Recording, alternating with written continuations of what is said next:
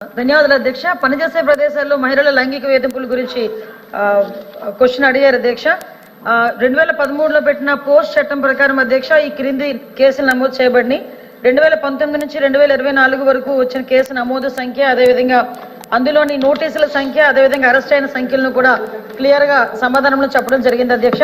ముఖ్యంగా పని ప్రదేశాల్లో మహిళలపై లైంగిక వేధింపులు కేసు కింద జిల్లా స్థాయి స్థానిక ఫిర్యాదు కమిటీ, అంతర్గత ఫిర్యాదుల కమిటీ వివరాలు, అదేవిధంగా 2024 సెప్టెంబర్ నుంచి 2025 జనవరి వరకు అందిన కేసులు కూడా క్లియర్గా చెప్పడం జరిగింది అధ్యక్ష. జిల్లాల్లో ఏర్పాటు చేసిన అంతర్గత కమిటీల సంఖ్య 6681 అధ్యక్ష.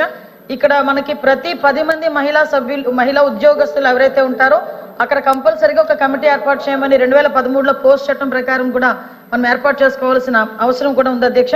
ఈ పని ప్రదేశాల్లో మహిళల లైంగిక వేధింపులు నివారించడానికి భారత ప్రభుత్వం ఒక చట్టాన్ని అమల్లోకి తీసుకొచ్చింది. పని ప్రదేశాల్లో మహిళలకు సురక్షితమైన మరియు భద్రతాయుతమైన వాతావరణాన్ని సమకూర్చేటట్లు చూడటానికి 2013 POSS చట్టాన్ని చేసింది. ప్రతి జిల్లాలో జిల్లా అధికారిగా జిల్లా కలెక్టర్లను రాష్ట్రంలో నియమించబడింది.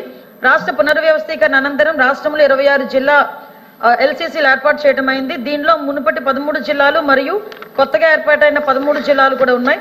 సదరు చట్టానికి అనుగుణంగా ప్రస్తుతం రాష్ట్రంలో సుమారుగా 6681 అంతర్గత కమిటీలు ఏర్పాటు చేయడం అయింది అధ్యక్ష.